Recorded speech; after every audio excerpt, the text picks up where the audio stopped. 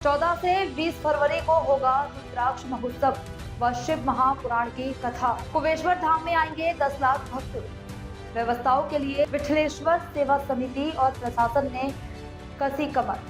समस्त तैयारियां पूर्ण से हो। पंडित प्रदीप मिश्रा के कुबेश्वर धाम पर 14 फरवरी से भव्य रुद्राक्ष महोत्सव का शिव महापुराण की कथा का आयोजन किया जा रहा है, जो 20 फरवरी तक चलेगा। इस दौरान 10 लाख से अधिक श्रद्धालुओं के आने की संभावना है। पिछली गलतियों से सबक लेते हुए इस वर्ष विठलेश्वर सेवा समिति और प्रशासन ने चाक चौबंद व्यवस्था के लिए कमर कस ली है। वाहनों के किए गए 80 एकड़ में पार्किंग व्यवस्था की गई है।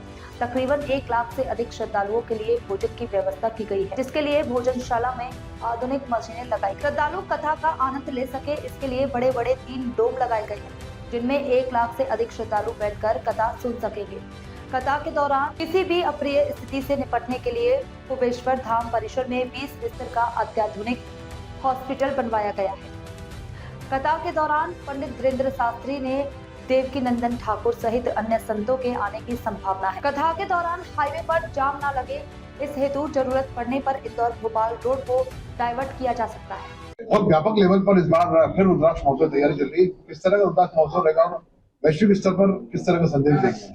रुद्राक्ष महोत्सव 2026 प्रारंभ हो रहा है 14 फरवरी से 20 फरवरी तक। इसमें 15 फरवरी को ग्रीन शिवरात्रि के रूप में मनाया जा रहा है, जिस दिन महाशिवरात्रि है।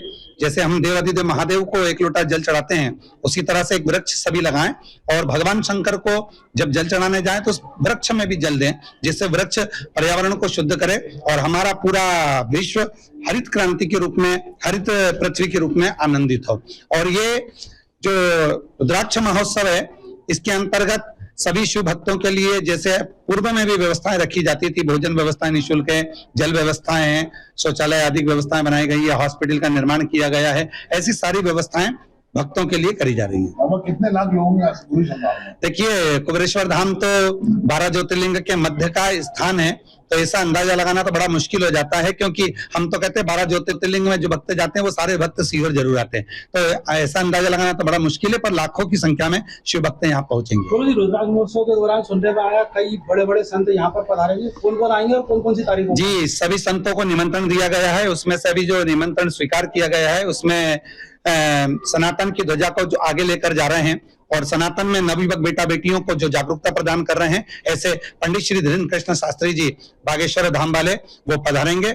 इसके बाद में जिन्होंने सनातन को एकजुट किया है और कहीं ना कहीं किसी ना किसी रूप में राम मंदिर के लिए, कृष्ण मंदिर के लिए जागरूकता प्रदान करी है, पंडित श्री देवकी नंदन ठाकुर जी महाराज इस कार्यक्रम में पधार रहे हैं।